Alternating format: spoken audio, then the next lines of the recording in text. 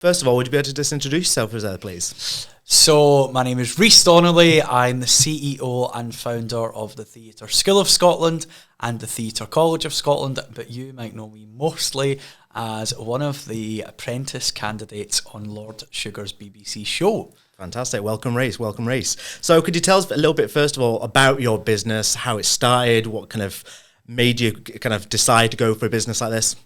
So I think it probably stems back to, I was a child actor, so many moons ago when I was like 6 or 7, I started on a kids TV show on CBeebies, and then that kind of led me into youth theatre, attending a part-time drama school, and then eventually I obtained a BA Honours degree from Sunderland in drama.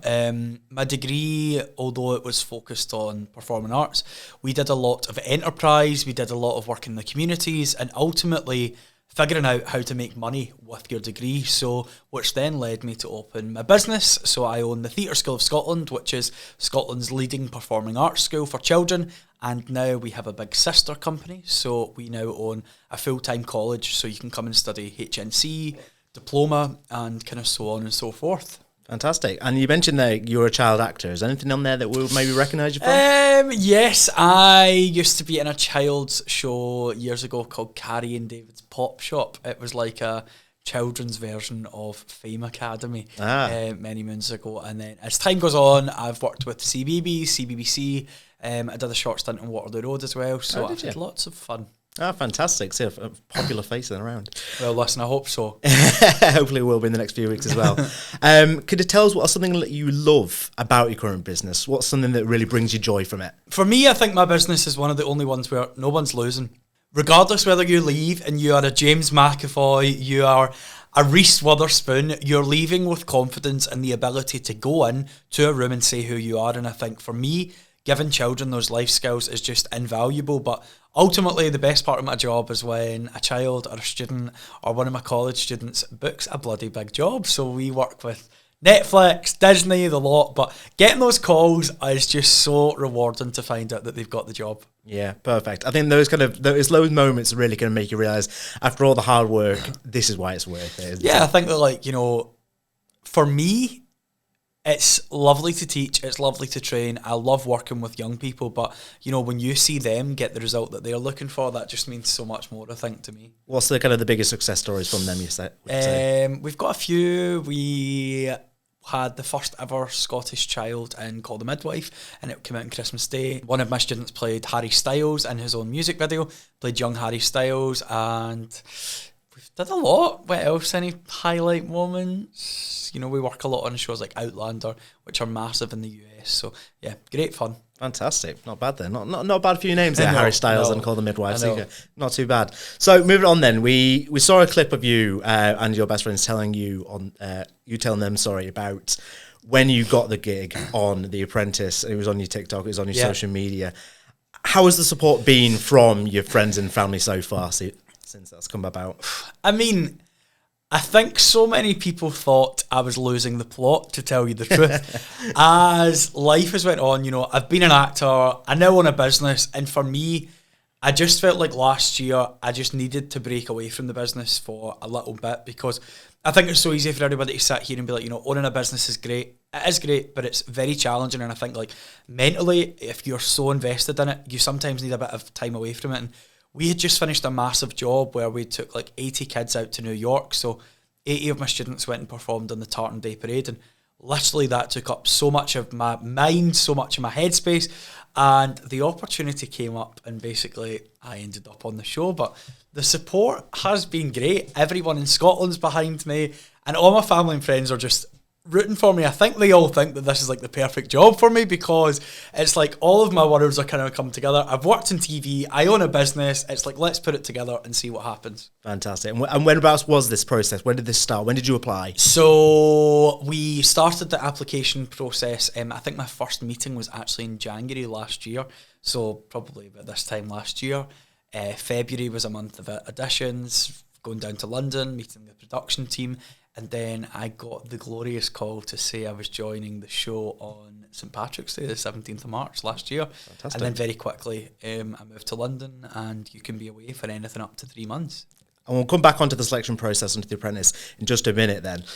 Something I wanted to ask you, has there been any old acquaintances or anybody who's come out of the woodwork a little bit since you've had your face plastered all over Scotland and BBC? Is anybody who's kind of come out you think, actually, where have you come from in the last 5 years? No, not really. I think generally, you don't hear from people. I'm not expecting to hear from my friends every day. But I think it's just been really positive. I think that a lot of people who I've maybe not saw in years have reached out.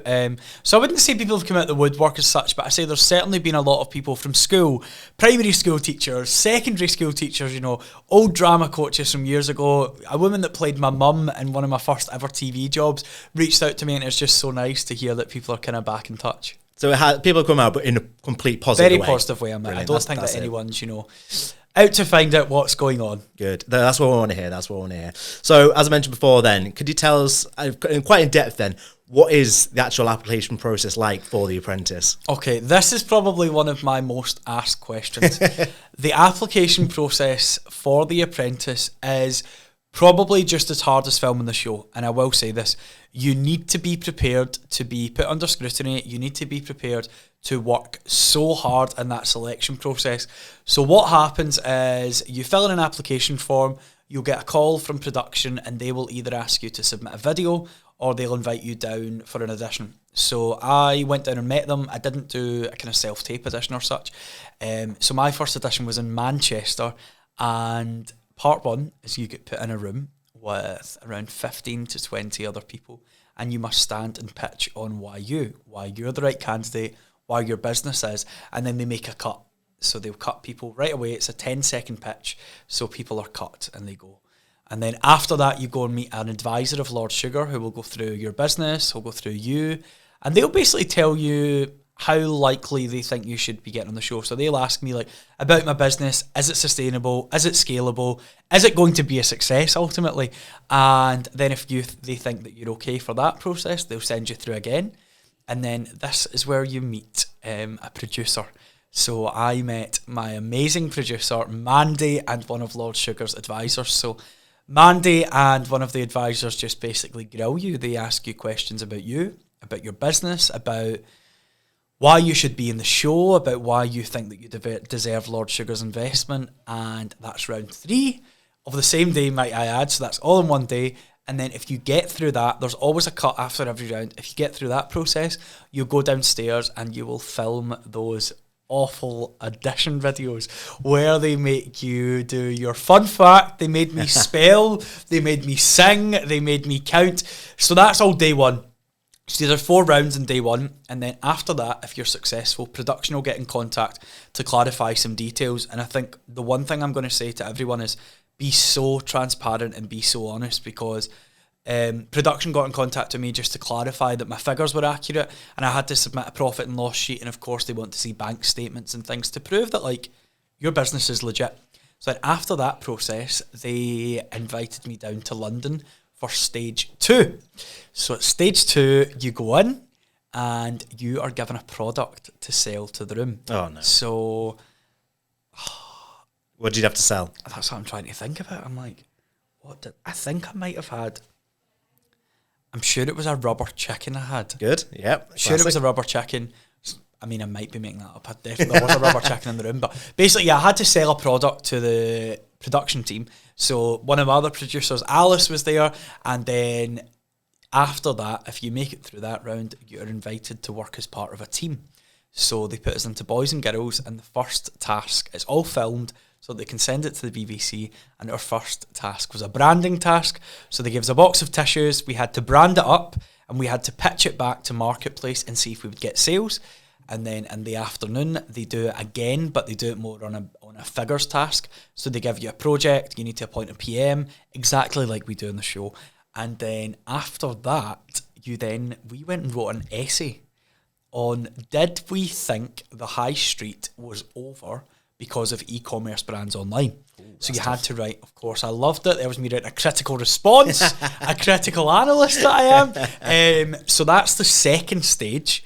So you've already did kind of 8 stages there, and then after that you go home and you wait on a phone call, and then this is where they really start to chop the numbers. So this year they would have took maybe 30 because there was 18 candidates this year.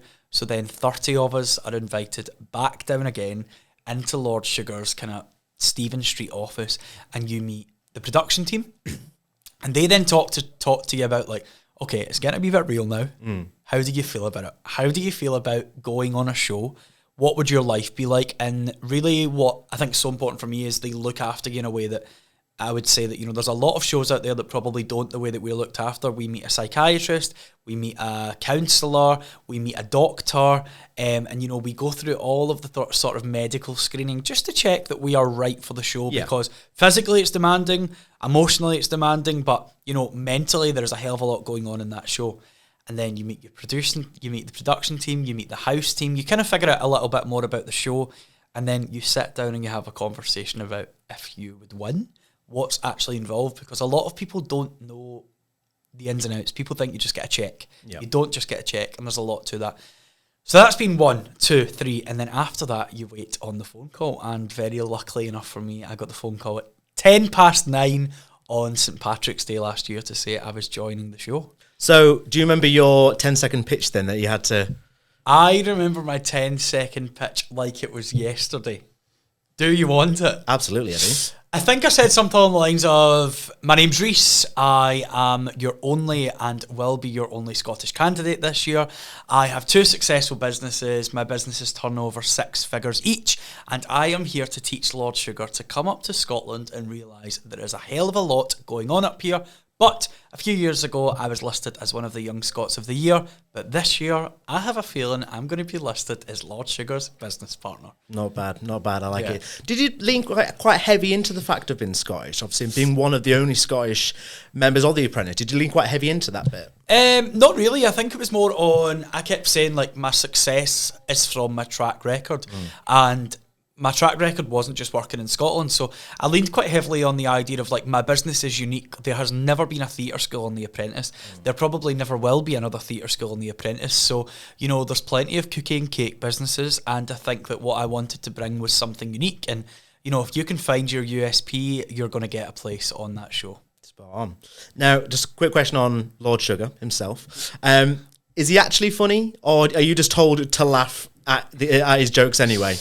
Are you allowed to reveal that? Listen, a lot of people might answer this differently, but I actually really like Lord Sugar. Yeah? I think he's a bit cheeky, he's a bit of a cheeky chappy. What you see is what you get, but ultimately, like, you give him the one-liners back, and hopefully you'll see that as the season goes on, but he likes a bit of patter, he likes a bit of tongue-in-cheek, and you know what? His jokes are sometimes terrible, and I have made reference to maybe getting him a joke book for Christmas, but ultimately, he is funny, he's scary, but yeah, the jokes are all his, the jokes are all real.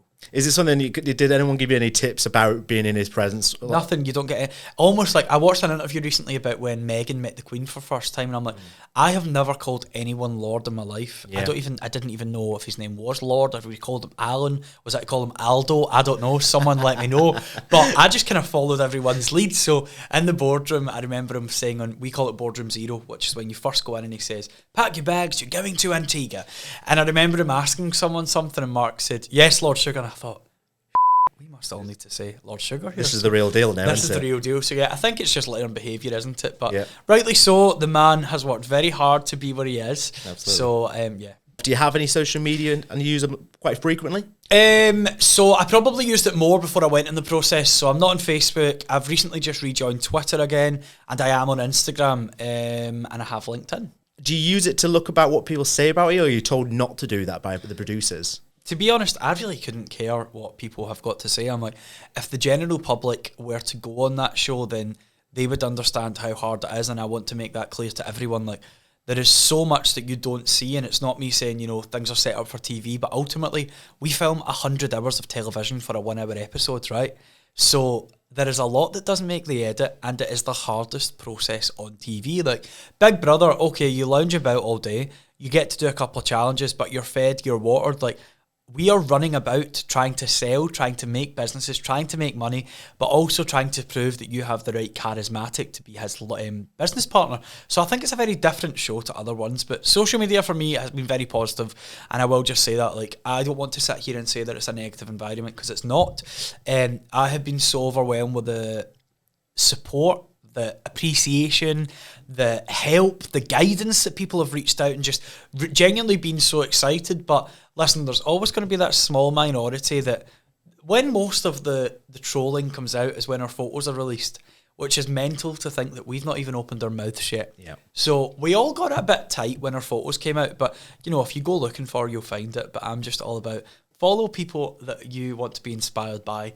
And I'm not interested in someone random on Twitter that I haven't met before. That's where to be, because I think there's a lot of people, when they get a little bit of exposure, they kind of go quickly are going to look at how they are perceived on social media and what people are saying about them, and it instantly brings them into this negative space, and that's not what you need at all. I think as well as, listen, those negative people on social media aren't paying your bills, they aren't paying your wage, so I'm like, you know, if they've got the time, if they've got the energy to go and write negative tweets, posting, let them crack on. But yeah, I'm just here for the positive vibes and the paychecks. Absolutely, love that. A little bit about you, kind of like yourself. Then, is there anything that from your upbringing or anything like that at all that you reckon that has been helped you in being successful so far, like your mindset or lessons you learned as a child or anything like that at all?